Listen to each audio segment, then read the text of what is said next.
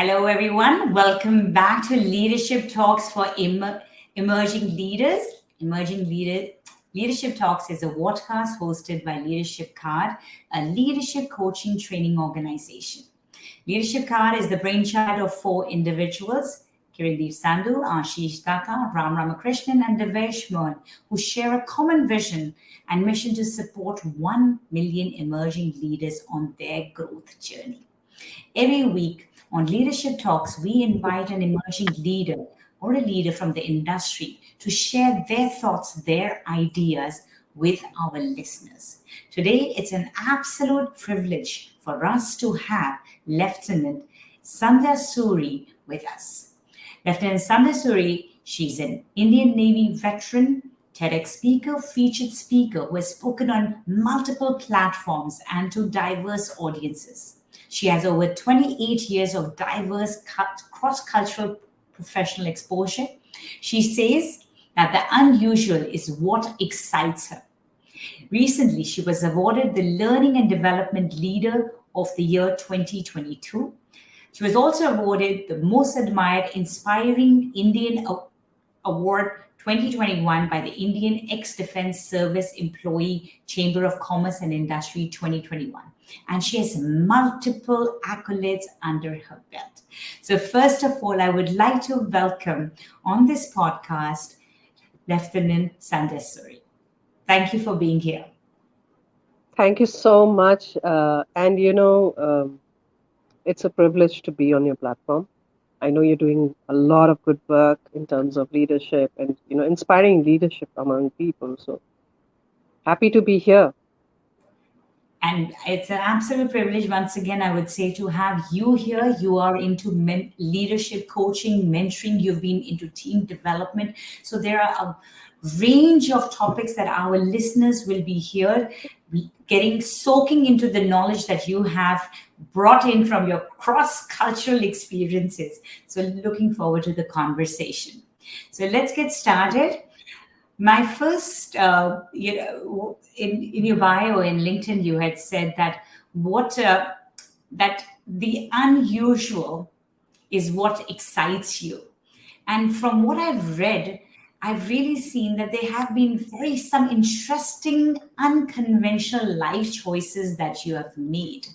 So I would like for our viewers and listeners to get a glimpse about your own self-leadership journey.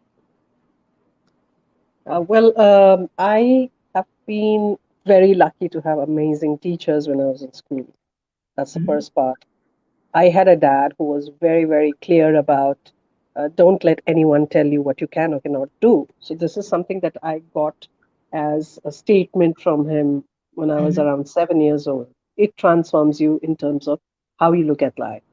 And in this entire journey, I have not restricted myself to the norm, Mhm. plainly because everybody else is doing it, but it's not to get a one-upmanship more than it is about trying to, uncover things that are unknown within Mhm. myself as much as without, right? So it's an internal journey, but it has begun like really, really early. Mhm. But I have progressed to quite a point, but I'm still not there. So it's a huge journey to begin with. So I feel that, in all the entire time where I have, found myself stuck, I Mhm. have tried to find reasoning in what is not the norm, right? Mhm. So that way you end up breaking a lot of barriers. You end up challenging yourself on a day to day basis, and you begin to question your own purpose in life. So, and these are things that can trigger off another whole set of things that are very, very exciting, which makes you feel that there's more to life than just what is written by the rules, by the book. I'm not a by the book person. I have Mhm. educated myself a lot on life experiences and a lot on what has come my way. So I am the sum total of whatever is there in my life, in, around me, inside me, outside, almost everything that is there. So I try to acknowledge that. So the good, the bad, ugly, it's all rolled into one. Mhm. Yeah.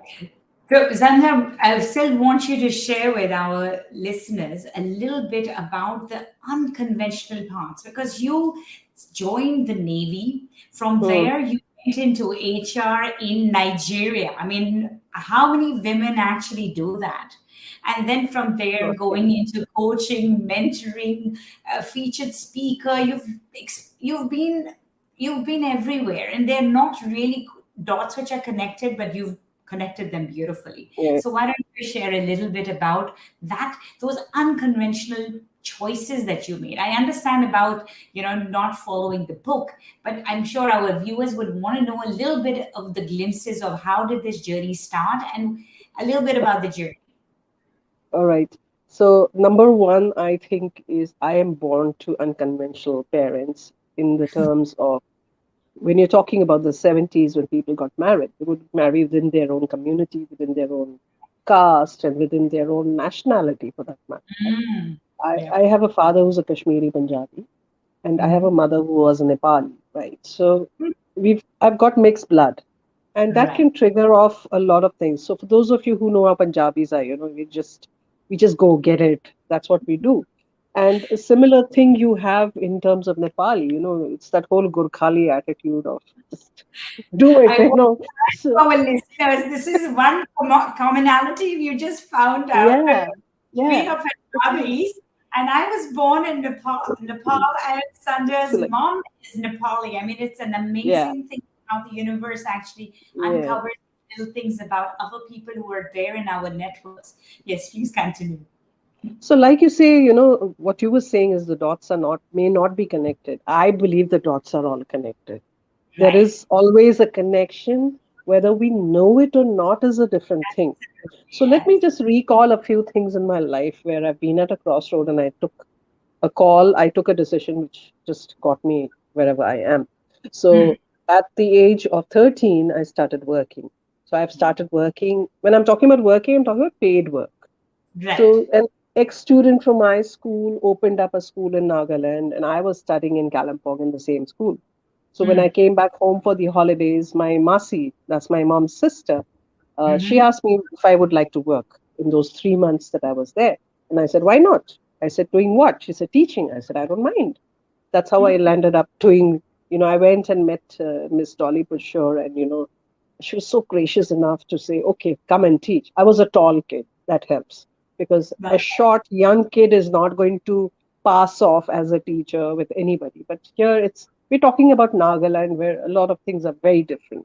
So I Right. grew up in a society which didn't have a difference between boy and a girl, literally, in terms of the society. Although among the northeasterners, even in my family, there is a distinct difference between the two. And then I have my dad tell me, ki, you shouldn't let anyone, if he can, anybody can do this. So anybody means I can also do it. So I went Absolutely. ahead with that. Then I moved a lot. So that's given me a lot of flavor of what life is all about. The travel really helps. Now at age 13, I ended up earning $250 a month, literally. Okay, so but those $750 that I carried back to school for the entire year taught me about confidence. It taught me to be financially independent. And that came really early.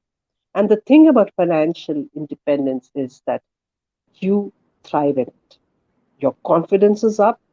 You are free to think about how you use your money. And you realize that you need to earn your own money. It cannot be your parents' money all the time. So if Mm. I'm in a boarding school, and I was in a very expensive boarding school by that standard during that time, I had rich kids around me, and I didn't come from a great economic background. But then to create a niche, I realized, it's like a bulb lighting up inside your head. You're like, okay, what you're showing off is your parents' money. Mm-hmm. What I'm bringing to the table is my own money. So don't say Mm. that stuff belongs to you. It belongs to your parent you're using. So that changes the dynamics a little bit. So I did that. Then I was an athlete in school. My athletics teacher told me you cannot play basketball because you cannot do a certain posture in yoga. I can't touch my forehead on my knees. And he said, you will never be able to play basketball in your entire life. And I Mm. was like, oh, and I loved basketball. It's a thing about the hills and schools and convents. We love Mm. basketball. By the time I went to 12th grade, July 1989, I started playing basketball. July. I played the inter-school. I went ahead and played inter-district. By December, I played my first school nationals, Mm. right? So that's the kind of turnaround. I'm very patient with it. It took me years to get there, but I'm very patient with the fact that if someone's told me something that I cannot do, of Mm. course, weigh it down with the wisdom that is it even worth the trouble or is it even worth the whole effort? But Mm. when I feel it is, and I can, then I will do it. Taking the best that I can. Same with the writing book. I have three books and I finally because I go out. Sandhya, I'm losing your voice for some reason. Can you hear me better now? Yeah, perfect. Hmm. So this is what I've done. I've written a book. I've done radio jockeying when I was in Hmm. college. I've done talks on play basketball, played handball. I've done that. Then I went ahead and applied for the new. I Your was voice. preparing for IAS. I was preparing for IAS, and then I joined. So that was unconventional because I'm a first generation officer from my family in terms of my mom, dad, and us. My brother wanted to join the army. He didn't want to, but I did. So uh, it's the army's loss, right, for not taking the marks. That's a different thing altogether.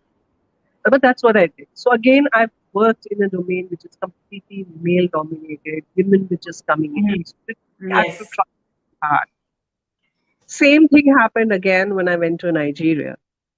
They didn't give work visas to women going to Nigeria to work. I mean, this Mostly, is like baffling, literally. I mean, yes, continue. and women would accompany their husbands and then look for some teaching work or some small work. Correct. Yeah. Here I am going, and I remember the guy, the travel agent who was working on my visa. I went to him and he said, "Why are you going to Nigeria?" I said, "Why not?" And he said, "You're going for work?" I said, "Yes." "Family?" I said, "No, I'm going alone." He said, "You're crazy." I said, "That's fine. It's work." And he said, "You know how dangerous it is." So I told him, I said, "I grew up in all the dangerous places in the world. Mm. I'm Kashmir, you have a problem. I grew up in Nagaland, problem again, NSCN and whatever. Then I studied in Kalimpong. We had GNLF problem. I got posted in the military, which is again, all of these things are high risk things. So then I realized that I actually did have an affinity for risk taking. My risk taking Mm. is truly high. It's funny. It is sometimes crazy, but it is high. Mm. So I ended up, for example, getting mugged in Nigeria, and I still stayed and loved the place. So I've Mm. survived a in Africa as well, apart from all the other things I've done. So I got into spaces where I had not tried anything, and I still went ahead and did it. I broke a lot of barriers where people feel if you're studying from a government college, you cannot succeed in life. I broke that. I studied in a government college, and I am where I am. Right? Mm. So it's not about it's about playing the cards that you're dealt with correctly, right? And Mm. about how you define what your success is. So I'm defining my own success factors by parameters which do not apply from society standards, but it's my own standards that I keep setting for myself. Sometimes they're low. I'm also fallible to that. I'm very human in that fact. But I believe that staying true to your own self belief system is very important. So, Yep. yeah. So Sandhya, from what I have actually, from me, you had a very strong father who actually made you believe that, and I think having a strong father figure in your life makes you also, that's something that can actually work in a favor, especially in a very male dominated society where it's always the male child that we're talking about. Okay, the boys can do it and the girls can't. So if you have a father who is pushing the female child to do what she can and do more than what she is one, like, it can really work. So that's one message out there for our listeners. Do support the girls, the females in your families to break barriers, because they have potentials which only they can show you when they're out there. And the second one was that I think that is the risk taking behavior that you constantly, whether it was working in a male dominated community such as the Navy, going to Nigeria to work, or even in this HR space that you're working with now with individuals, it's constantly pushing your boundaries and working in this very risk taking. So I think those are, and patience. I think that's the third virtue you've talked about. Patience is a big virtue that every time people said you can't, you waited to prove them right that I can. So I think as a leader, these are things that you have a support system, work with people where you I mean work with yourself so you can show your potential, be patient to show it, and also keep taking risks. Thank you so much. So Sandhya, I'm going to move on to the next question. I really enjoyed the first one because that gave a glimpse about you as an individual and your journey. I was listening to your TEDx on the journey to the space of saying I am. Would you talk about a little bit so that people who haven't watched it do watch Sandhya Suri, her TEDx, which is the journey to the space of saying I am, a little bit from her today. Right. Thank you so much. When I did that TEDx talk, it was my first one. And I will just talk very briefly about how success stands up. For me, success is defined by the things I have on my list of things. That's my success. Can you keep As I go off, for me, that is success. Because it's a very personal thing. Sandhya, your voice is breaking again. Can you bring it closer? Sorry. Can you hear me better now? Yes. Correct. So, in terms of success, people will define success for you as a professional. People will define success for you in terms of relationship, in terms of a lot of things. But eventually, your own personal definition of success will matter. For me, it matters because the things that I want to do, I have, and it's called a bucket list, but it has no button because it has actually calls it well. But even going to this is what I'm checking things. So even when Sandhya, I'm losing your voice. I'm so sorry. I'm losing your voice. Can you just come close? Is it better? Yeah. Can you hear me better? Oh, hang on, let me.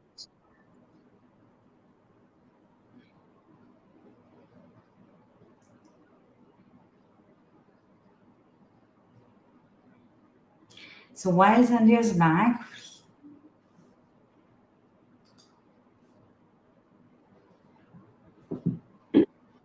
Hi. Can you hear me better now? Okay. Yes. No, you didn't lose me. Yeah. So the list that you have of things that you want to do in your life will define who you are at some point. Okay. And you can have a long list. You can have an unending list like mine. But I go a lot on instinct. So when you're talking even on success or determining what your team success is as a leader, it is all about, do I have the capacity to allow someone else to, right? Leadership is a lot of courage. The courage to say, you know what, my expertise in this setup, in this project is over. Now it's time for you to take over because now in the next level, on the next step, you are the expert. You need to be brave enough. You need to have that kind of courage to say, okay, now you can take over and not be afraid that if that leadership is not scared of losing up. They're not scared about saying, oh, try to do all of it. There's no I. The I at the end shift doesn't. Sorry, Sandhya, I'm losing you again. I'm sorry. I don't know what the internet. Raining here, so I'm not sure. It's been raining over. Yeah, this is technical. It's better? Yes. Can you say? Yeah. So in terms of the TEDx talks that I do, the platforms that I go and talk about, I only talk about people, we just be true to your own sense of self-worth, be true to your own self, be able to get yourself mirror every day and say, hey, you know what, you got this. One, it's early morning. You have a choice then to make it a good day or a bad day. And at the end of the day, come back and say, yeah, I messed up, which is a brave thing to do, even when you acknowledge it to yourself. And say, I can do better tomorrow. Yeah. I will do it at my own pace. Hmm. I have a separate clock from others.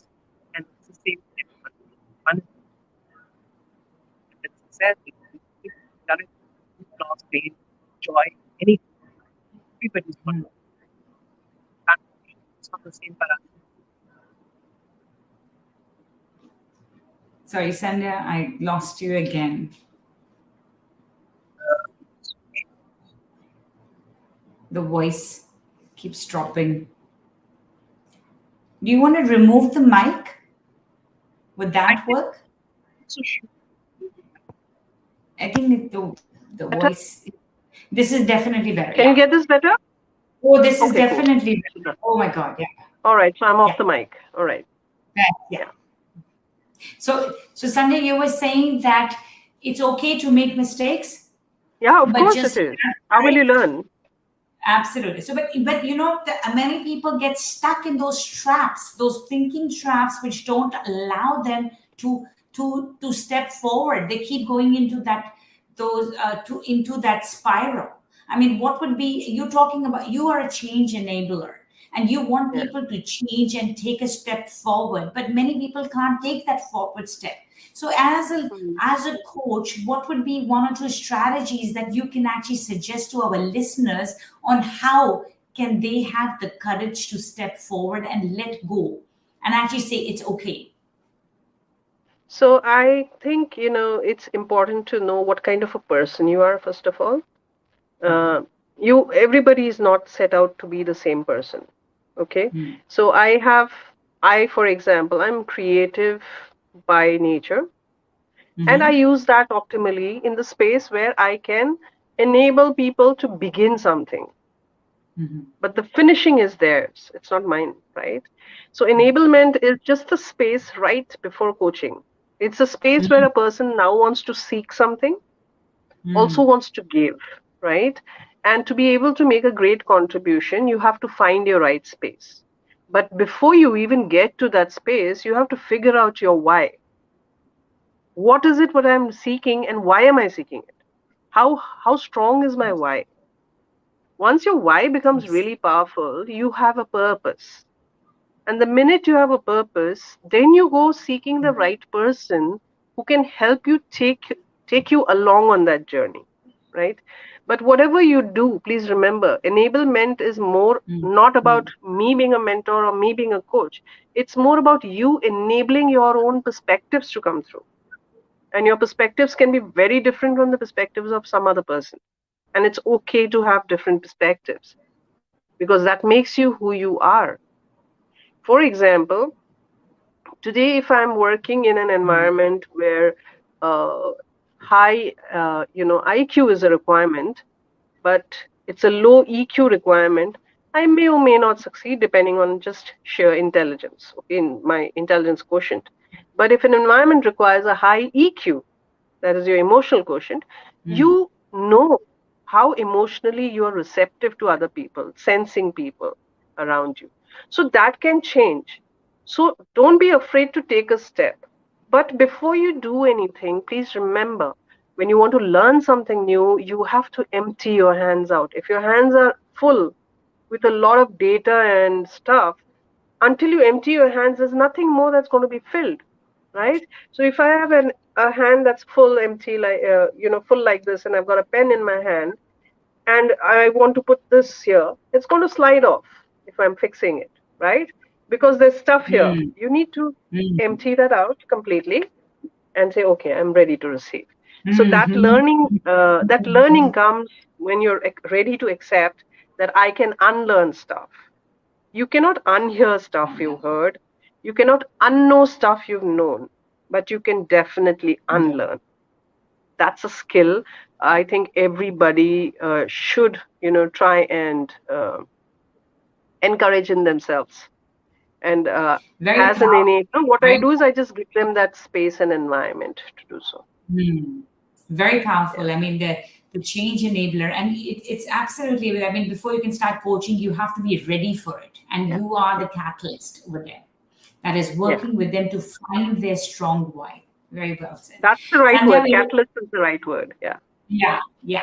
Sandhya, we're nearly close to the end of the show. What would be your one last message to the listeners today? What would you want them to take away from? I think, every person goes through some sort of trauma in their lives. Everybody goes through it. We all go through trauma. We all go through abuse. I am an abuse survivor, and I've survived that abuse. Like, I was first abused at age 5, so you can imagine. And but the thing is, when you have survived your entire time today, right up to where you are today, you know you're a survivor. But that don't stop at that. Mm, Survive, but leave space for becoming more. Go mm, beyond it, because that is when you start helping people around you, enabling them to also, come out of that. And trauma is not something people should cancel out. One is self rejection, and the other is where people reject the fact that you have trauma. They don't really understand it. It mm, helps you understand other people's trauma if you've been abused or if you are undergoing trauma. But to say that people don't have trauma is wrong. Everybody goes through it. Someone may come and say, hey, but I apologize to you. It's okay to say sorry. mm, But nobody gets to decide how deeply you're going to hurt about it, right? Or for how long you're going to grieve about it. mm, That's for you to handle. And also, mm. there's a huge distinction between anger and sadness. This I Okay. say from personal experience, because I know times when I've been extremely angry. And when I get extremely angry, I get very emotional. I cry also. And that's very normal for me. Okay. So, but the thing is, I have gone within myself and understood and tried to understand, why am I angry? Mm, And the truth is, I was more sad than I was angry. But I absolutely. can't handle sadness. So I find it easier to handle anger. I, You get mm, it? So that's right. getting into that angry space is one part of your journey. Getting Mm, to understanding and acknowledging that no, this is not what the truth is. The truth is that I'm sad and disappointed about something. mm, That's why I'm acting out like this. That helps absolutely. you ease up your anger part and become more mindful. And This is mindfulness is so something powerful. mindfulness is something I would like to tell everyone, that you need to be mindful. And Okay. mindfulness is a lot about consent. Okay. Okay. Consent and mindfulness are the same thing. It's part of the same coin. So please do not segregate it. You can't be mindful and not ask for consent, and you cannot have consent without being mindful. So, yeah, So, how can our leaders listening to us today practice mindfulness and consent together, Sandhya? ask. Ask for Ask, permission. When ask for people say, permission, oh, you don't need to ask, still ask. Keep asking. keep I think asking. it's important to understand boundaries. It's important to Mm, understand somebody else's space. And mm, once you understand somebody else's space, you will get the space you crave for. Because without space, you're not going to grow as a person. You're not going to begin your inner work for mm. yourself unless you do that. So ask. That's important. That was a very insightful conversation, Lieutenant Sandhya Suri. For me, I love the you sharing the last part about sadness and anger, the grief, the and to ask and and to be aware, because only when you're aware are you going to be able to address that. Is it sadness? Is Yeah. it anger? Am I grieving? Am I crying? Am I ready for that change? Am I ready to answer the question of the why? So I would like to say thank you to Lieutenant Sandhya Suri for joining us for an insightful session, and to our leaders who have joined us, be more mindful. Till next week, Leadership Talks for Emerging Leaders will be back with another leader to share their journey and stories. Watch out the space. Till next week, this is Lieutenant Sandhya Suri and Kiran signing off. Thank you.